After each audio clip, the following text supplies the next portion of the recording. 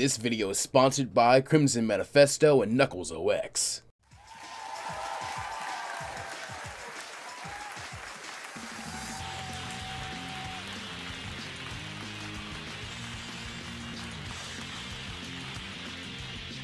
Before we truly begin, you know the deal. Please subscribe, leave a like, and comment your thoughts since lots of you regular viewers don't get to. But before you enjoy the show, here's a little message from today's guest editor. Hello people, I edited this video you're watching today, so if you like the style, come check me out at What If Daddy. I do what if videos, so after you're done with this wonderful video, come check me out. This time, it seems that Frieza is gone for real, and as Gohan drops back into his base form, barely remaining conscious, Pigero is there to catch him. Touching down, the former ruffian tells his friend that he did great, with Goku and the other Z-Warriors all adding their praise in amazement. Then, a gruff voice speaks up, telling the runt that he did alright, as with a smile, Gohan turns to see Piccolo. Confused, the boy asks how that is possible. With a mischievous giggle, Goku admits that he still had his senzu bean to spare, and so gave it to Piccolo while Gohan was fighting Frieza. Tears well on the youth's eyes at this, while he whines that was a terrible trick while trying to fight the happy glow on his face. And despite his worn out body, he throws himself into Mr. Piccolo's arms, wrapping the Namekian in a hug as he echoes Pigero's praise. It is a joyous moment, but one quickly brought down, as after the Namekian child Dende reveals his ability to heal, and does so for the likes of Goku and then Vegeta as well, the rogue Saiyan bristles, flexing his now slightly increased power level in silent rage, as he simply can't accept having been bested by a mere child twice in a row. While those around him also tense and warn him not to act hastily. His own men ask him what his current play is, however, before things can blow up too badly, the unexpected duo Bulma and Pigero, even though fairly exhausted himself, are able to put a stop to things, quickly brokering peace through pointing out the little to gain in any further fighting right this second, as well as some well-earned derision that little Gohan can put the prince back in his place if he needs to. This creates some longer-lasting peace between the formerly shaky alliance, as Qui and Zarbon quickly reason their current goal needs to be fleeing King Cold's sight for a while. And to this end, Piccolo, with a lot more warrior Namekian in him now, advocates the same needs to be said for the other Namekians, declaring they shall revive the fallen with a wish on Earth's dragon. And while at it, using the same authority, charges Vegeta in his rebellion to pilot Frieza's ship and escort the refugee Namekians to Earth for safekeeping while they got things sorted out. Something the still fuming prince only scoffs at, passing the buck off to Qui to handle flippantly, as this course of action sets the Namek arc to a true close. The plan is set into motion and corresponds with Earth and King Kai is set up. So after the Namekians are witched back and loaded up, Vegeta and his men explain the truth of King Cold's power, thus explaining the need to move as Bulma aids in repairs and gets the ship lifted off, causing her to take a keen interest in the alien tech, and possibly modify it with a few Earth gadgets she had left on them. Speaking of, Gohan wisely suggests they pick up the Capsule Corp ship, since it's still useful and could leave clues for this King Cold pointing him back to Earth. And as Vegeta is introduced to it and learns of Bulma's hand in his creation, his sulking soon comes to an end, as he and Kakarot decide to spend some time blowing off steam and trying to attain the same legendary power as Gohan had, since pestering him with questions about it was only so helpful, while the rest of the Z-Fighters, which by this point Vegeta's ragtag group is beginning to treat themselves as, to get into Gohan's good graces and much of Vegeta's, only tested out a minuscule amount in comparison. Though it helps pass the time for the return trip, as does Piccolo's fellowship with the Namekians and Tien and Yamcha mixing and mingling with the former lackeys of Frieza, seeing some tiny amount of kindredness in how they got involved with all this and how they did, though more so motivated to vet that they won't endanger their planet and to establish their greater strength now that their gains from Guru have stopped. But soon, this strange alliance of pirates, space warriors, and Namekians almost feels natural. And this time, Vegeta even extends an offer for them all to join it with him permanently and take the universe underfoot with King Cold as their next target. Though as expected, everyone pretty much flatly turned them down, even though they are willing to look the other way and let him do as he pleases if it means such a bad guy won't bother them as well. However, there are two exceptions, as Bulma, even more surprisingly Goku, decide to stick with Vegeta's crew a bit longer, as the former is curious about more of Frieza's tech and has a hope that she'll be able to keep Vegeta honest and not being as bad as the tyrants he hopes to depose, while Goku can see this upcoming conflict will definitely be his avenue to the power Vegeta is talking about. And so, the Namekians and Defenders of Earth are dropped off from the Big Blue Planet, and spend the next year setting things right with the Dragon Balls, and more wishes every 130 days.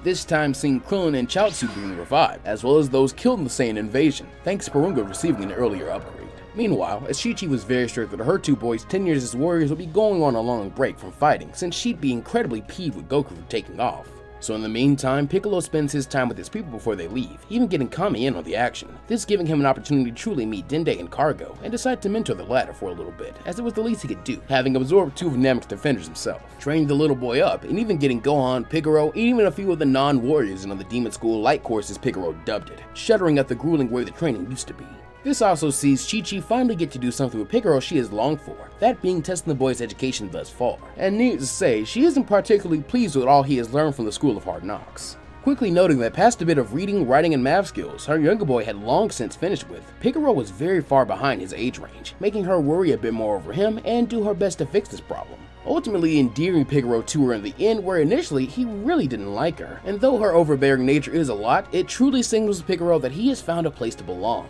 one where people are willing to worry and nag over. That said, her now constant reminders that he had much less time than Gohan had to figure out his dream job was becoming as big a worry as looking over their shoulder for King Cold or the next manic villain they'd face. Gohan and Pigero amongst their studying still have time for a few wacky adventures every now and then, namely going to check on each of their former orphan friends, ensuring they'd all made it to a good home capable of hosting their reunion, and if not, busting up the place to do the job the adults couldn't, and giving them a little training to ensure these kind of things don't happen to them anymore.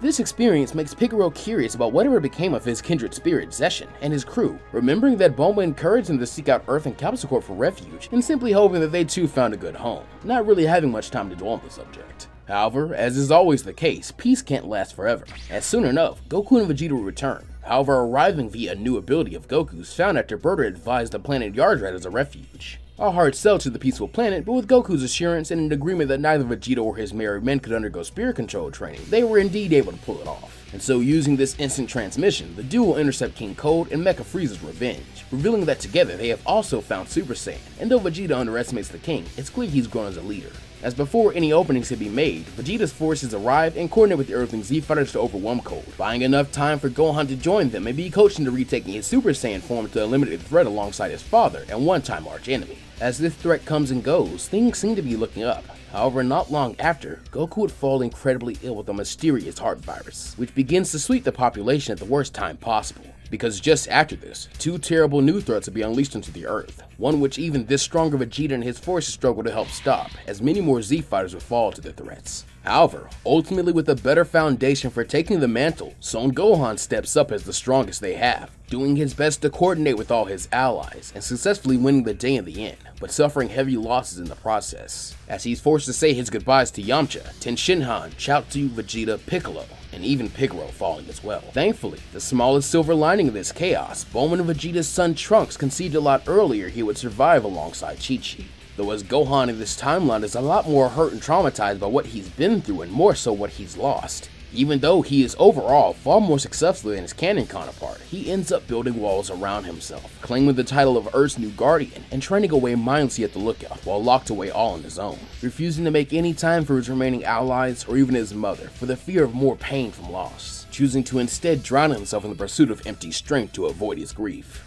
This, however, doesn't leave Trunks without any teachers, as thankfully, with his greater strength and wiles picked up from a second death and training under King Kai, Krillin would successfully make it out of the android conflict alongside Yajirobe, allowing the young man to receive twice the amount of knowledge he did in canon, however at the lack of someone who can teach him how to harness his full potential and become a Super Saiyan himself. Though thankfully with Gohan already having defeated the androids, there is no need to, but it still acts as yet another wall between Gohan and probably the only other person on their planet who could understand what he's going through. So, as a solemn peace begins to roll on, Bulma and especially Chi-Chi are not satisfied with this life, and so armed with a dream and heart medication set out to change the past. Finding it far easier to build a time machine when not forced to live in fear and squalor. When the vessel is ready, Trunks is selected as the pilot, and sets course back in time to the day Goku, his father, and mother returned from space, the youngster going on to show his power and challenge Frieza and his father himself, surprising everyone at his arsenal of familiar tricks and skill with a katana, since in this timeline future Yajirobe would have gifted him his, as he even busts out the Kaioken as his only alternative to Super Saiyan, with it having been taught to him by future Krillin. The power-up allows him to destroy Frieza with a lot more trouble than he'd have faced in canon, as the fight is far more even and comes down to pure skill to give Trunks the victory in the end,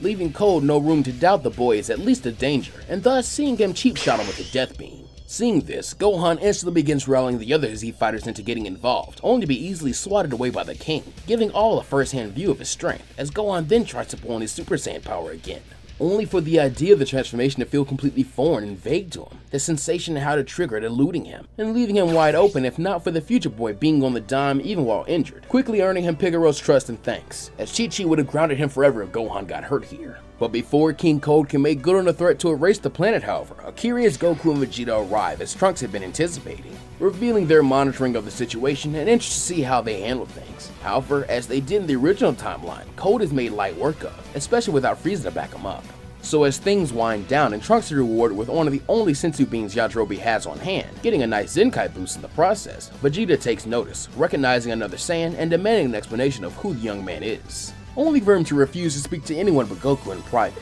And so, once finally getting his wish, Trunks gives the medicine and warning of the android menace while speaking with Goku, even revealing he'd be leaving 2 extra jars just in case something went wrong in this timeline. Either his mom or Vegeta caught the virus as well. He also makes a point to stress just how badly the future ends up for young Gohan if things turn out like they did in his timeline, hammering in the need the kid has for his dad so that this timeline's Trunks could also have his own, while gazing over at Gohan, who is excitedly chattering away with seeming theories on his origin with Pigero, expressing his thought that losing anyone this timeline would be just as big a failure. As he begins to leave though, Goku, heeding his words, tricks Vegeta into teaching Trunks to transform into a Super Saiyan very quickly, insisting a true prince would make easy work of teaching such a simple trick they'd easily learned a while ago. Whilst unbeknownst to them, Piccolo has heard everything, and once having quietly informed Pigero for his perspective, is not at all surprised when his second student tries to get a jump on the situation, doing Goku's job for him and giving the warning to his mentors as they watch the Saiyans spar. Now thinking about things, Pigero straightforwardly claims they should do just as the future guy said,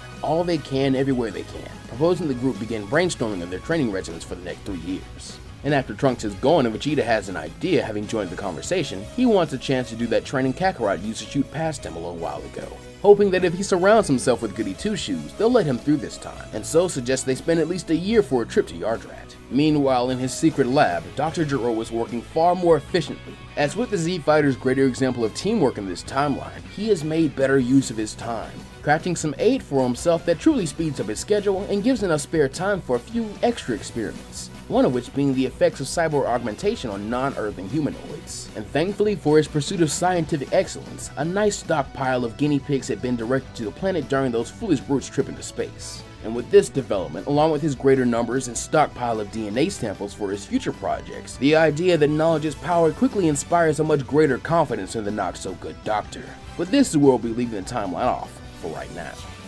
Well friends, that will do it for this time. I know we're a little brief, but I hope you'll understand it was mostly just the Android Saga before really getting into the meat and potatoes of it. So how did you feel about the quick flash through the events of the future timeline, and how do you feel about the consequences of Pigero's presence as a Z-Fighter so far? Do you think the future this Trunks came from was actually worth coming back to try and change? And will time itself ever punish them for defying nature? There's only one way to find out, but definitely let me know your thoughts down in the comment section. Shoutouts again to Valerius5 for the commissioned artwork featured, and What If Daddy for editing the project. Well, with that said, I'm going to get on out of here and get working on part 7 since I'm pretty excited for it, as the second act of the Android Saga. So as always, be sure to take care of yourselves and the world around you, and go beyond what's over. I'll see you guys next time.